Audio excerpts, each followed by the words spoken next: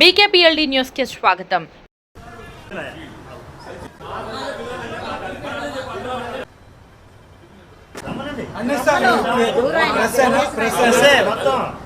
ఎవరైతే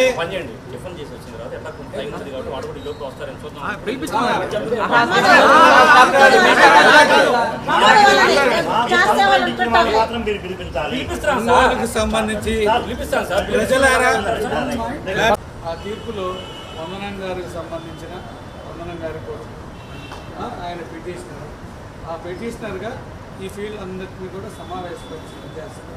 అట్లా కాకుండా మీకు రిపోర్ట్ ఇచ్చిన ఎవరో మీరు దీనిలో చెప్పేదానండి, మీరు చెప్పింది విన్నాను. మీరు చెప్పే వాళ్ళు ఎవరు, వాళ్ళ పేరు కానీ ఎక్కడైనా కానీ మా సమావేశాలకు సంబంధించి ఏదన్నా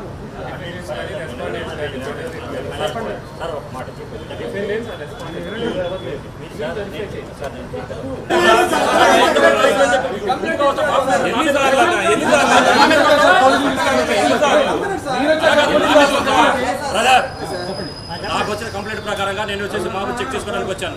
అన్నెసరిగా ప్రొవకేషన్స్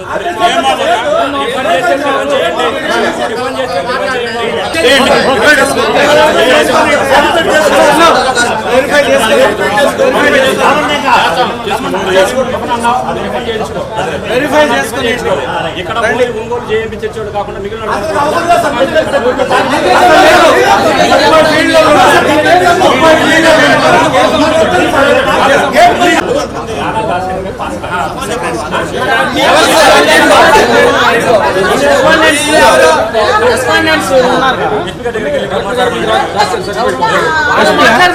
ఆర్డర్స్ ఇస్తారా? దానికి అన్ని సందర్భాలు ఇస్తారండి. నీ దగ్గర సాక్షి మరి ఇతర వాదం కాదు.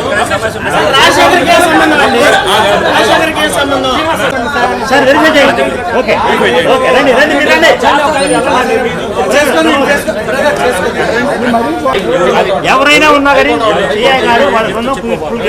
నువ్వు గారు మాట్లాడటానికి మీ పాస్టర్ వచ్చి మాట్లాడాలి. అర్థమైందా? మీ పాస్టర్ వచ్చి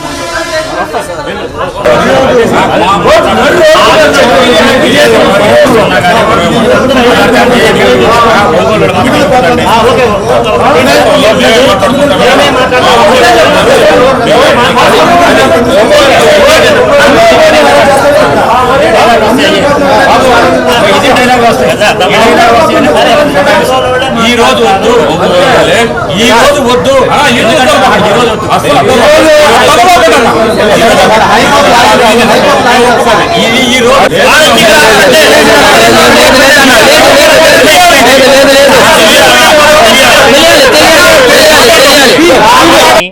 ఇక్కడ పోలీసులు ఎవరో ప్రైవేటు వ్యక్తి అమ్ముకున్న వ్యక్తి.